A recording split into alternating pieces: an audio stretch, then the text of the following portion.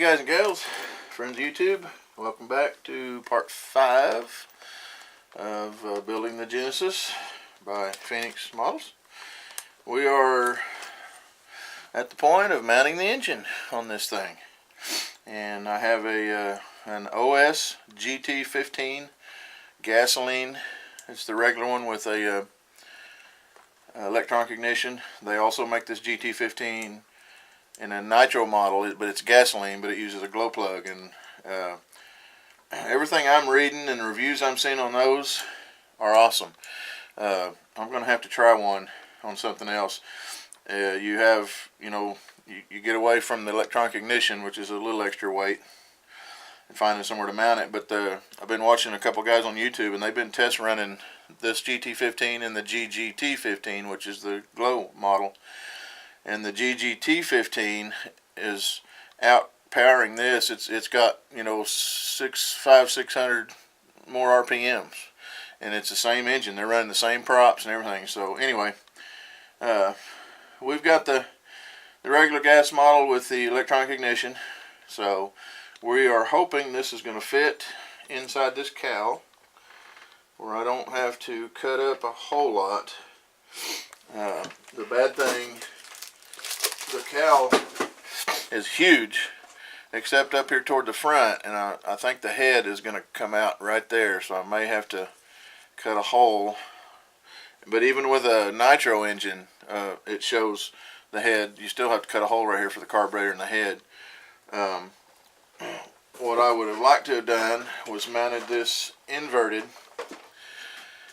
but as you can see where the holes are, they've added this wood up here for that.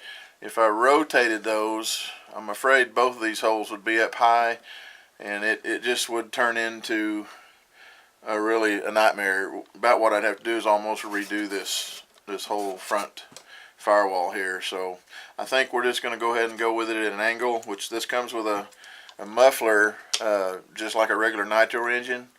So by angling it down like that, the muffler will lay right in this muffler track right here. So we're just going to go ahead and try to go with this and see what happens. If I have to cut a hole in my cowl, I will, but I'm going to try to keep from butchering it up too bad. I didn't even have to mount switches on the outside of this. I got them on the inside, so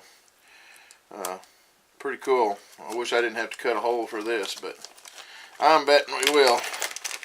So first thing we're going to do is get all this out of the bag, and we are going to temporarily bolt it on here. Wow, that's pretty cool. This already has pilot holes in it. I've never seen one like that. Huh. Pretty neat. So it will go.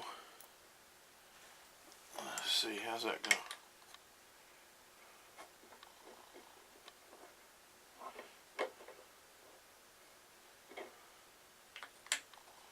Let's see. Trying to figure out exactly how this goes on there.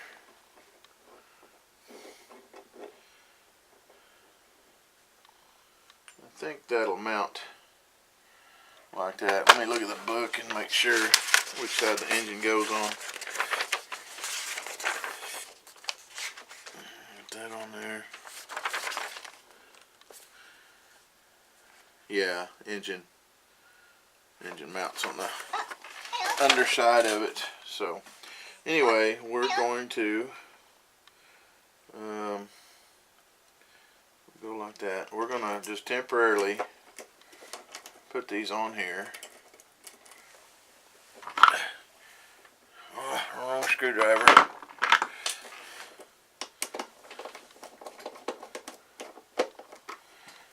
And then we'll pull them back out and put Loctite on them as well. But for now, we just gotta get the engine in place. See how it's gonna line up.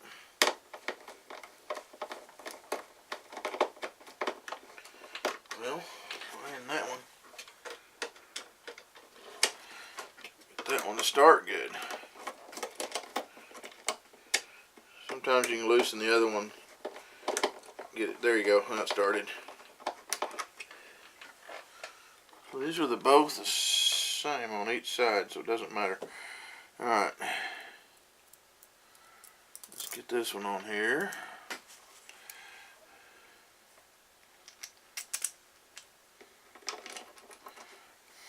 I'm hoping this should be about the same size as a 91 4-stroke frame-wise, but we'll see if these motor mounts are going to be the right size for this gas engine. Holding out that hole right there, it's got crud in it, plastic. Okay.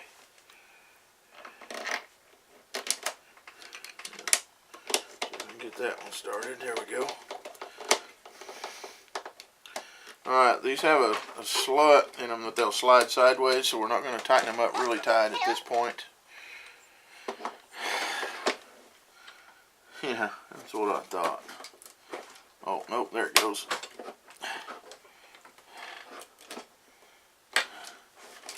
Well, I don't know.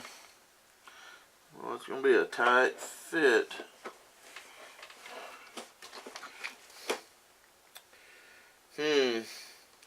I may have to get me a different engine mount.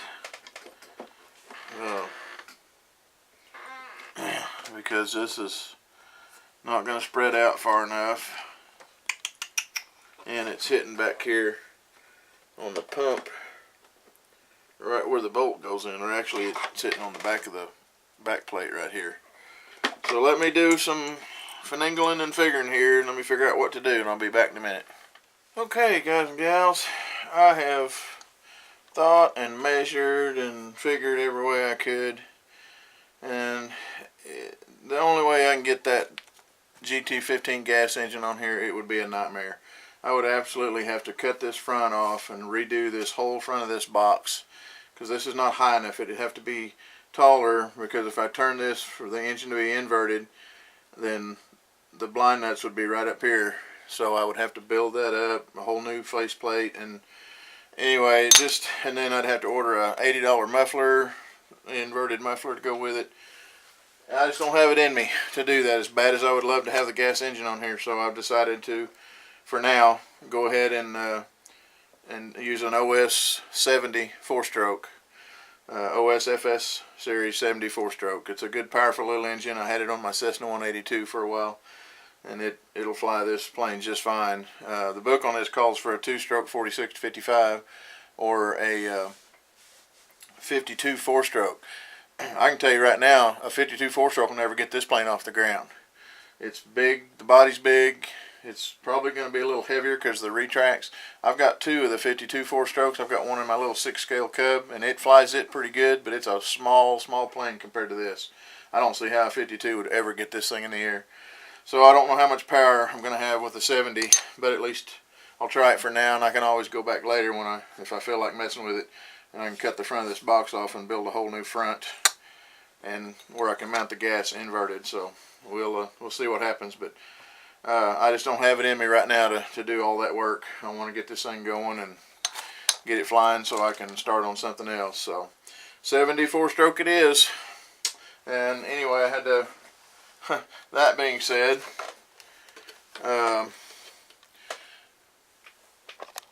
the servo tray that I built that would have lined up with the gas throttle, I had to take it out. Because this throttle arm's in a different place and it comes right straight on the bottom, so I had to build another servo tray right here in the center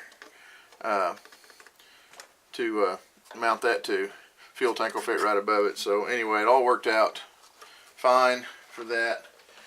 So we'll continue on and get the holes drilled and get the engine mounted up, and then we can move on from there. So I just want to kind of let you know where we're at right now, but I'll be back in a little bit. Okay, guys and gals, so we've got our engine clamped in place, got it measured.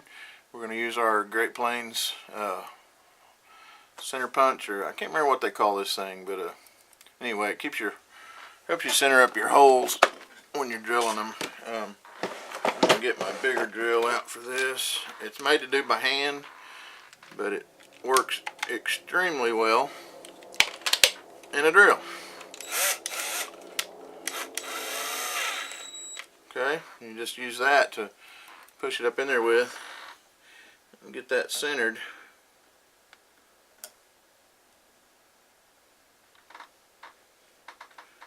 And then we'll give it just a little bit of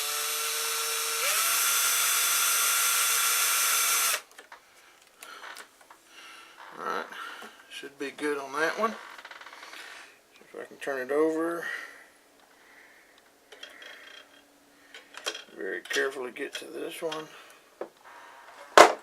Lay that down right there.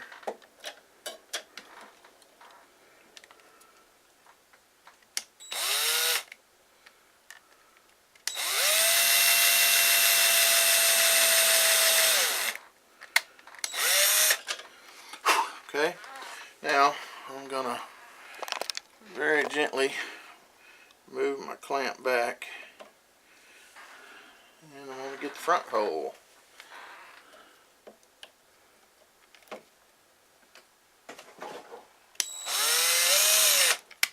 This would help if I go the right direction.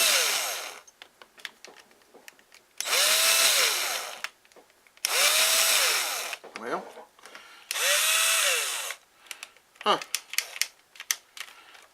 it's weird. My battery's going dead or whatever, and let me make sure it didn't get unplugged. Yep, it's gotten unplugged somehow. It's not charged. Alright, let me fix this problem. I'll be back in a minute. Well, somehow my battery had got uncharged, so I'm going to have to do this one by hand. It's kind of a pain, but you got to really push hard on it. I almost need somebody to help me hold the plane down. Maybe I can do it like this and get my arm on it. I want to spin. If I can just get an indentation where it goes. I don't have another drill. Hopefully that made a mark. If not, I'll put the other 3 in it, and then we'll mark it from that. Let's see what we got here. Tear up my cowl back here. Yeah, it made enough mark that I can see where the hole goes, so we're good. Okay, now, oh yeah, I wanted to mention my good friend Jason from Canada. He made me this aluminum bar to put on here, and it works great. I had been using a piece of wood, which works too, but this is sweet. And what you do, you mount this on your engine like a prop, and then when you get it clamped in place, this way you can measure from the firewall to exactly the back side of this plate, and that gives you the front of your thrust washer. So thank you very much, Jason. This is the first time I've got to use it, but I love it. It works great, bud. Alright, we'll be back in just a little bit. Okay, when you drill your holes in your motor mount, it's best if you can come up with a drill press, because you can get them perfectly straight. If you try to drill them by hand, odds are you're going to get them a little bit crooked, and then your bolts are really hard to get through. But I use a little block of wood, and like I said, hopefully you have access to a drill press or a friend or something that has one, because this is the best way to do it. Just lay it on that block. Yeah, got my bit tightened up. Let's do this first one here. Got my pilot hole started, so I'm going to get this where I need to be and then turn it on.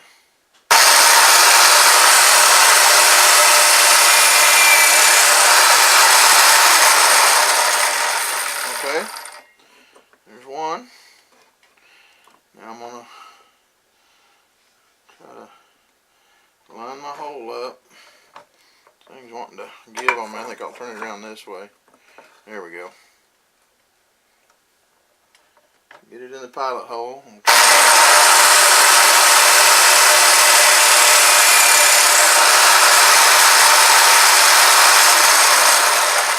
There's one. Alright. This one, get it lined up.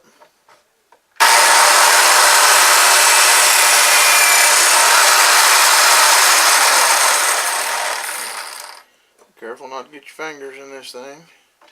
This is one that just barely made a little indentation, but I can see where it's at as long as I get my bit started right.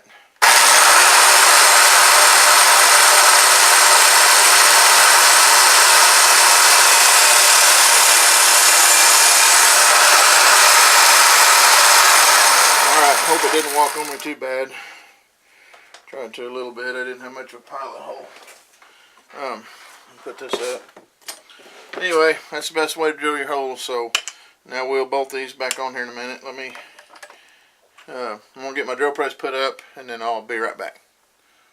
Okay, we're putting our motor mounts back on, and we're gonna put Loctite on those. Plus, they've got lock washers, so there's just almost no way this engine mount's gonna come loose. I've never had one come loose, but just to be safe, put Loctite on them. Now these are adjustable, but I want to pull them all the way to the outside, the widest point, because this engine barely fits in this motor mount. So when I tighten them down, I want to pull it all the way to the farthest, widest point. Now I'm going to take a flathead in here, really cinch them down. Between the lock washers and the Loctite, you're not going to have a motor mount come loose. So always put Loctite on them, even if you use lock washers. They do go into a metal blind nut back there. Okay, now let's see how lucky we can get. And when I push this on here, I want to put my throttle linkage through my little arm. I can get it started. There we go. Now, getting this pushed back. Ouch. Let me see here. This may be a chore. Gotta get it started.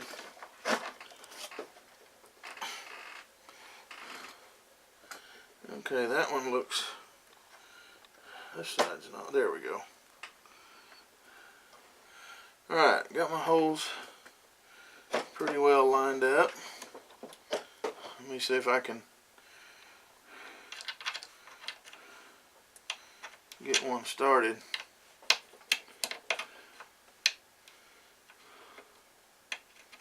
I think my holes are almost too small for my bolts. May have to go up a size.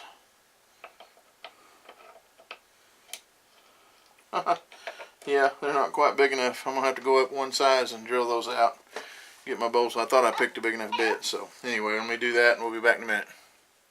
Okay, we got our holes wallered out. And I'll tell you what, that barely goes through there. Doggone it.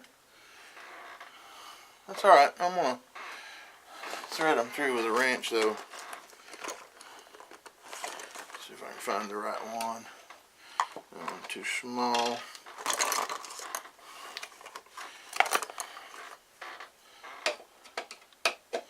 There we go. It's kind of good that they thread through there. It makes them even tighter. So, one thing I'm going to have to do, I had to put these far enough back that this washer is not going to work very well right here. So,